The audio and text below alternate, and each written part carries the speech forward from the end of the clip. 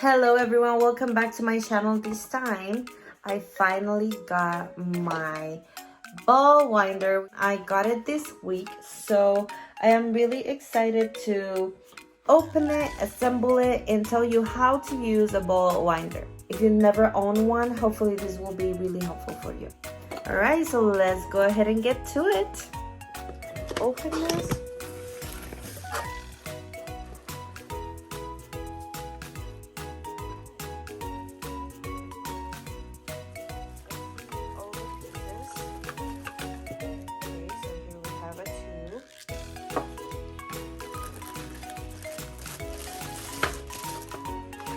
Here we have the base, the actual winder, and here we have another piece, so we'll find out what that is. And I'm going to flip this box over and see how to mount it. Okay, how to assemble the ball winder. Remove the screw with the clear plastic from the metal arm. Okay,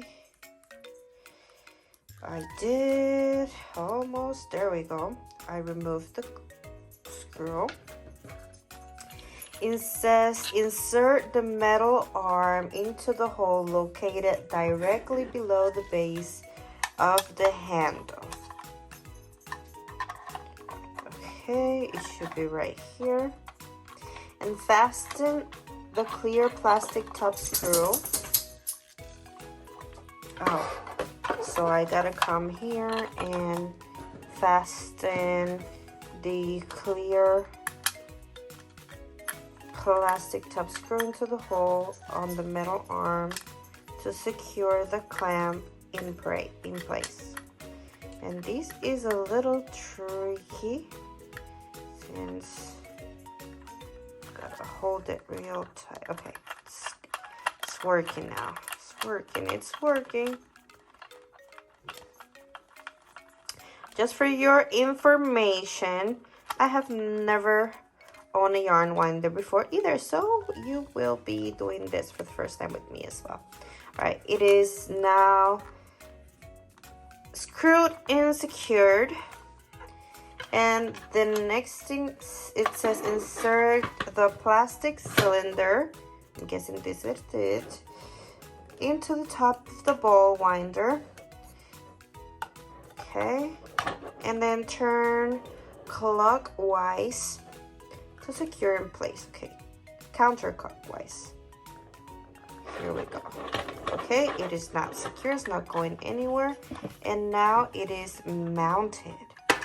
This is how it should look like. How to use it. Okay, so I turn my box and it says directions for use. Mount your ball winder on the edge of a counter or table with the clamp on the metal arm, and use the metal wing nut to adjust the height of the clamp. All right, so I'm gonna go ahead and mount this to my table, and I'll see you then. Okay, so I am mounting my yarn winder to the edge of my table. This down here is my dog that loves to watch outside the window, so don't mind her. I will put it in the corner of this table because I think it'll be a free space and it honestly won't get stuck with anything, or it doesn't disrupt any of my work. So I'll just put it like this and screw it down here until it is tight enough. Okay, and I am trying to move it to see if it's locked in place.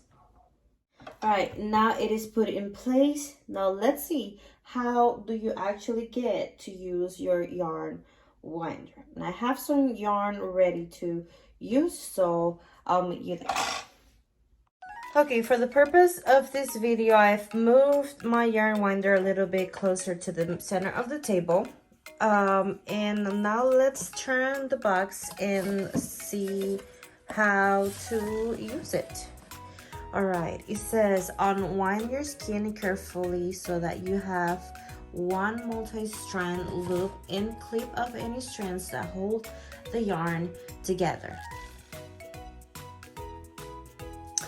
All right, so it says swing the metal arm out of the base of the winder. Make sure it snaps into place and the notch into place at the notch on the opposite side of the handle.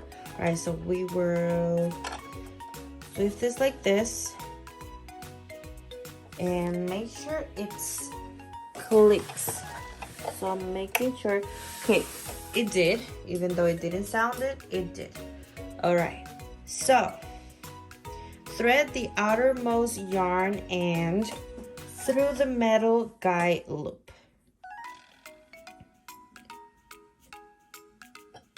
So that's what I'm doing right now, and I'm not sure if I'm doing it right. All right, attach the yarn end.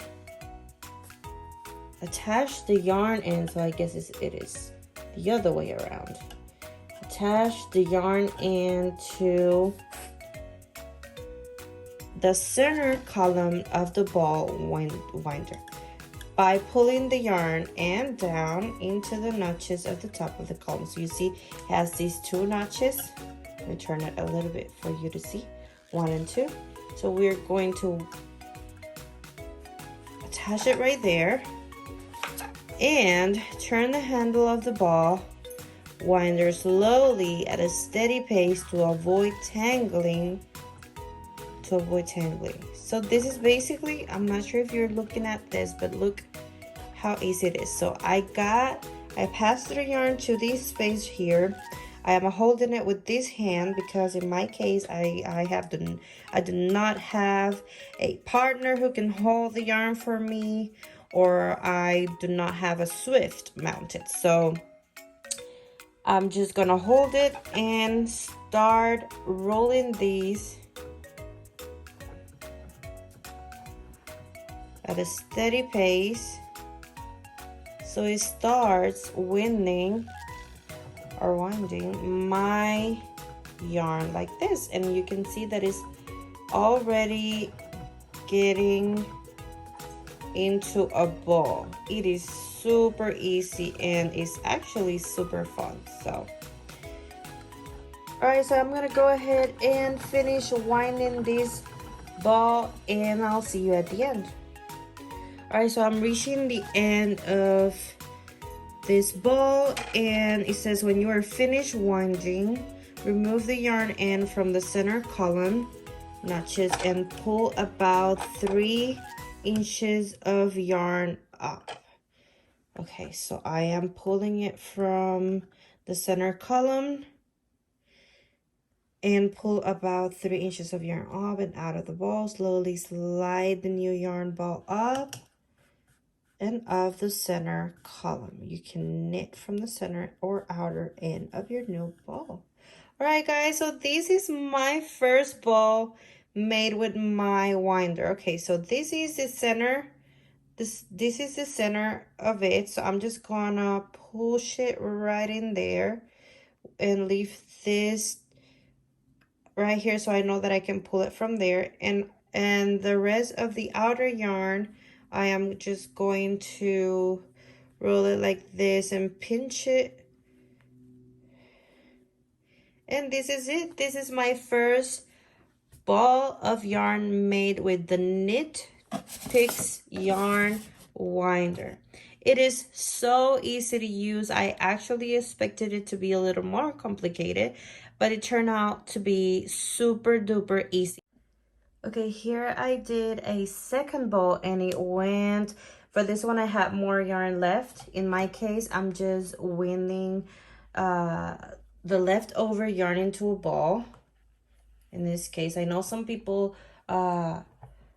like to make their yarn, their original balls into a actual ball so they flow easily.